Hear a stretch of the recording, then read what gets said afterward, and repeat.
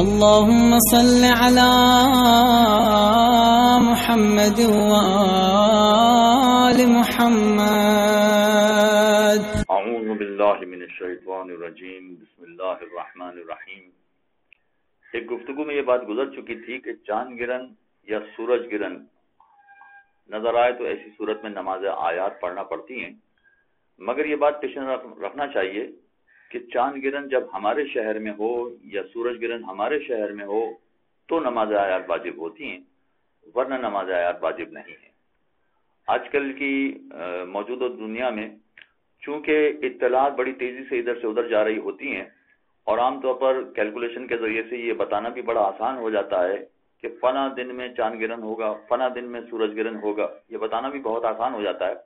لہذا پوری دنیا میں اس کی اطلاع پھیل جاتی ہے کہ چاند گرہن ہوگا یا سورج گرہن ہوگا، لیکن یہ نہیں بتایا جاتا کہ کہاں پر نظر آئے گا اور کہاں نظر نہیں آئے گا. بسا اوقات یہ بتایا جاتا ہے کہ مثلا مشرق وسطیٰ میں نظر آئے گا، یا مثلا یورپ میں نظر آئے گا، یا مثلا آسٹریلیا میں نظر آئے گا. تو یہ بتایا جاتا ہے، مگر اس کے باوجود یہ طے نہیں ہو پاتا کہ اگر مشرق وسطیٰ میں نظر آئے گا یا مثلا جنوب مشرقی ایشیا میں نظر آئے گا تو ہمارا ملک بھی اس میں شامل ہے یا نہیں، اور ہمارا ملک بھی اہم نہیں ہے، ہمارا شہر زیادہ اہم ہے کہ ہمارے شہر میں نظر آئے گا یا نہیں. تو چاند گرہن جب تک ہمارے شہر میں نظر نہ آئے اس وقت تک ہم پر نماز آیات واجب نہیں ہوتی. آپ کیلنڈر میں دیکھیں، جنتری میں دیکھیں، بسا اوقات سورج گرہن کا تذکرہ ہوتا ہے، مگر سورج گرہن کے بارے میں لکھا ہوتا ہے کہ رات 2:13 پر سورج گرہن ہوگا. اب رات 2:13 پر ہمیں کون سا سورج نظر آئے گا؟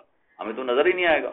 لہذا اگر ہمیں نظر نہیں آئے گا اور ہمارے شہر میں چاند گرہن یا سورج گرہن نہیں ہوگا، چاہے دنیا کے کسی اور حصے میں ہو رہا ہو، تو ایسی صورت میں ہم پر نماز آیات واجب نہیں ہے.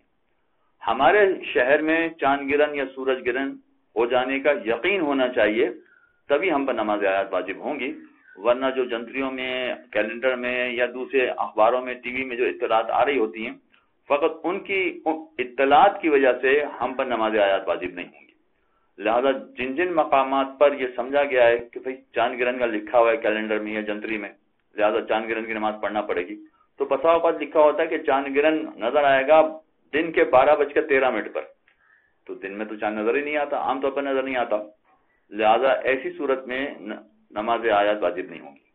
ہاں اگر دن کا کوئی ایسا وقت ہو کہ جہاں ہمیں چاند گرہن نظر آئے، بالکل مثلا صبح ہونے والی ہو یا مغرب ہو چکی ہو مگر اس کے باوجود روشنی ہو مگر پھر بھی چاند گرہن نظر آ رہا ہے، تو اگر دن کے کسی ایسے موقع پر جہاں چاند گرہن کو ہم دیکھ سکتے ہوں یا رات کے کسی ایسے موقع پر کہ جہاں ہم سورج گرہن کو دیکھ سکتے ہوں تو ایسی صورت میں ہے.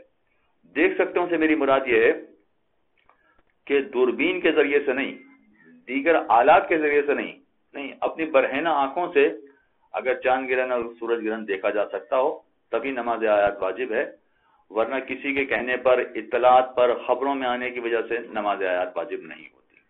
صلی اللہ علیہ محمد. اللهم صل على